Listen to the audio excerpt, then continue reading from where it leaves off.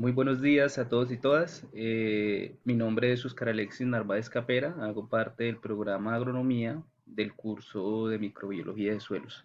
A continuación vamos a dar a conocer el resultado del experimento de la columna de Winogradsky. eh, de manera que iniciamos comentándoles que para este experimento se necesitaron unas herramientas y unos recursos, ¿sí? Para poder extraer o tener unos elementos importantes. Uno de esos fue el carbono, ¿sí? Lo obtuvimos a partir de papel picado como evidencia en la zona microaerofila. Eh, el calcio, esto lo obtuvimos también a partir de la cáscara de huevo finamente picada, y azufre. Este azufre lo obtuve a partir del sulfato de azufre, ¿verdad? Adicionalmente a eso, en una primer capa en la zona anaeróbica agregamos un sustrato, agregamos suelo, eh, específicamente suelo limoso, suelo poroso y con condiciones adecuadas en temas de microorganismos y en temas de humedad, ¿verdad? Al finalizar, entonces tapamos el contenido para que se desarrollara un proceso determinado anaeróbico, ¿sí? Quiere decir, en la ausencia de oxígeno.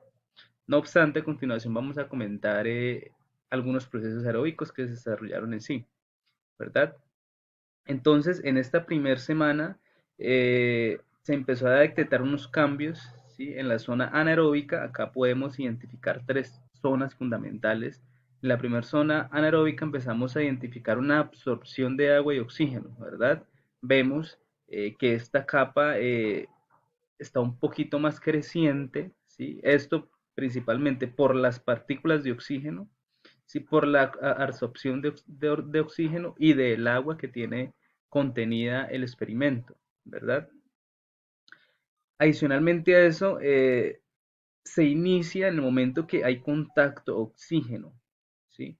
Agua y microorganismos. Se inicia un proceso de descomposición y de transformación de la materia en este caso, y empieza de alguna manera a generar una serie de gases, ¿cierto? Pueden ser gases metanos y gases carbónicos. También en esta zona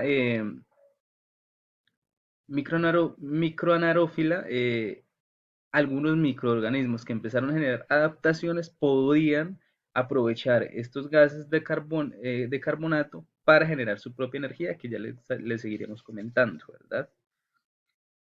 En la semana 3, la semana 2 y 3, qué pena, seguimos identificando el experimento. Acá podemos ver una ilustración donde la tomé de manera de selfies para identificar pues que soy el autor del experimento. Y vimos entonces nuevamente el análisis de las tres fases, de las tres capas: anaeróbica, microaófila y anaeróbica. Entonces identificamos en la primera zona una alta concentración de partículas de oxígeno, ¿verdad? En la segunda zona, una menor concentración. Eso lo identificamos físicamente. Digamos que no fueron tan notorios estos cambios, quizá porque no expuse tanto el experimento a la luz solar. Y en el último proceso se inició como esas acciones metabólicas bacterianas que reducen el azufre, ¿sí? Empezó la reducción del azufre por medio de un grupo determinado de bacterias, ¿sí? Y también se empezó a generar el ácido sulfídrico, que ya les seguiré comentando cómo se identificó. Me gustaría en este espacio darles a conocer un poquito esas tres fases de las que le he comentado. Las bacterias o los procesos anaeróbicos quiere decir que se pueden desarrollar eh, en la ausencia de oxígeno, ¿verdad? Eh, Los microaerófilas quiere decir de que se puede desarrollar con unas cantidades o unas proporciones muy mínimas de oxígeno, ¿sí? Entonces este grupo de microorganismos, ¿sí?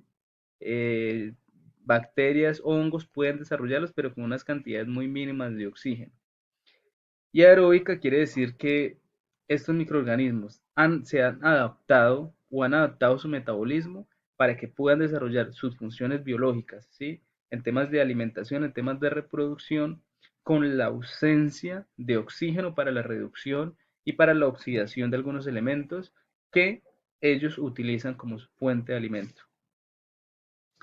En la semana 4 pudimos identificar unos cambios no muy notorios, ¿sí? La formación de algunas coronas en el suelo, ¿sí? En la parte de abajo no se observa muy bien, sin embargo, se observaban unas pequeñas coronitas con unos colores distintos y es allí donde podemos identificar las cianobacterias y las microalgas, ¿cierto? Encargadas de transformar la luz solar en oxígeno para, como les comentaba ahorita, la creación de su propio alimento y la reducción y propagación de los mismos a partir de unas cepas situadas en estos hábitats, ¿sí? Que en este caso sería el suelo. Vimos también algunos microorganismos heterótrofos en su nutrición de carbono, ¿cierto? Recordemos que estos microorganismos heterótrofos tienen la capacidad de poder alimentarse única y exclusivamente con el carbono, ¿cierto? Tienen digamos, esa fortaleza, pero no se evidencian, digamos, cambios tan notorios en este proceso. Acá vemos otra ilustración, ¿verdad? De la semana 4. Vemos que sí hay efectivamente una absorción, ¿sí? Y un movimiento de la humedad a partir del agua y de las partículas de oxígeno. Sin embargo, como les comentaba hace un momento, por temas de tiempo y otros factores, no pude completar la totalidad del tiempo del experimento. Sin embargo, vemos también los microorganismos nutrificantes eh, que precisamente, para hablarles un poquito de la desnitrificación, es un proceso metabólico, ¿cierto? De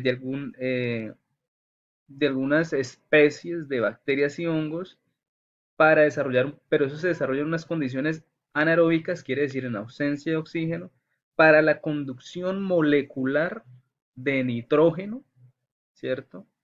Que se puede desarrollar dentro de este ciclo que le estamos comentando. De esta manera, ellos pues tienden a generar unos colores rojizos, ¿sí? A partir también de la absorción de luz y el carbono, ¿cierto? Como les decía ahorita, se alimentan única y exclusivamente de carbono, que son los heterótrofos, como les comentaba ahorita, tienen esa capacidad y esa fortaleza. Las bacterias púrpuras azules ya son capaces de realizar fotosíntesis con las moléculas de azufre, ¿verdad? Estas moléculas de azufre que salen de este contenido, de este sulfato de azufre, pueden generar fotosíntesis a partir de un grupo determinado de microorganismos, ¿verdad? Acá vemos una gráfica de cómo se dan los procesos, que es lo que les comentaba hace un momento, y finalizamos concluyendo que la columna del experimento, pues es un método que nos permitió demostrar los diferentes comportamientos metabólicos de los microorganismos entre bacterias y hongos, ¿verdad? Y cómo entre sí pueden generar energía, pueden transformar la energía y pueden sobrevivir y crear microhábitats, ¿sí? A fin de generar unos ciclos específicos de algunos elementos, ¿cierto? También permite identificar cómo algunos géneros de bacterias y hongos desarrollan sus ciclos y la interdependencia de estos. Muchas gracias a todos y todas.